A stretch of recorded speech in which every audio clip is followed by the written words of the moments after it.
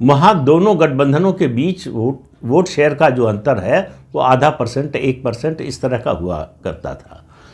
पहली बार पिछले चुनाव में 2021 के चुनाव में हुआ कि सीपीएम की सरकार यानी लेफ्ट डेमोक्रेटिक फ्रंट की सरकार दोबारा चुनकर आई, तो उसने एक ट्रेडिशन, एक जो परंपरा बनी हुई थी उसको तोड़ दिया।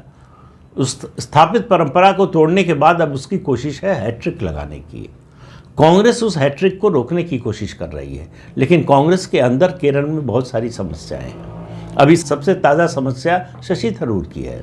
वो राहुल गांधी से मिलने गए और पूछा कि कांग्रेस में मेरी भूमिका क्या है। उनको कोई जवाब नहीं मिला, तो उन्होंने कहा कांग्रेस में मेरे लिए कोई जगह नहीं है, न दिल में है और न घर में है। और उसके अलावा उन्होंने कुछ दिन पहले सीपीएम की सरकार की केरल की तारीफ़ की थी, फिर प्रधानमंत्री की जो अमेरिका की यात्रा थी उसकी प्रशंसा की थी, और अभी 2 दिन पहले उन्होंने एक सेल्फी जो है वो सोशल मीडिया पर डाली केंद्रीय मंत्री पीयूष गोयल के साथ। उससे और तमाम तरह के सवाल उठ रहे हैं। आपको मालूम है कि शशि थरूर पार्टी के राष्ट्रीय अध्यक्ष पद का चुनाव लड़े थे मल्लिकार्जुन खड़गे के खिलाफ। तब से गांधी परिवार उनसे नाराज़ है। वो नाराज़गी अभी तक दूर नहीं हुई है। उनको लगा कि हमारी उपेक्षा करके या हमारे आदेश की अवहेलना करके कोई कैसे ऐसी हिम्मत दिखा सकता है, और जो ऐसी हिम्मत दिखाएगा उसके लिए कांग्रेस में तो जगह नहीं होनी चाहिए। तो शशि थरूर चूँकि फिर से तीसरी बार जीत कर आए हैं लोकसभा में, इसलिए उनके खिलाफ तुरंत कोई एक्शन लेना या उनका जो स्टेचर है पॉलिटिकल और राजनीति से बाहर भी, उसको देखते हुए कांग्रेस हाईकमान के लिए, गांधी परिवार के लिए मुश्किल हो रहा है।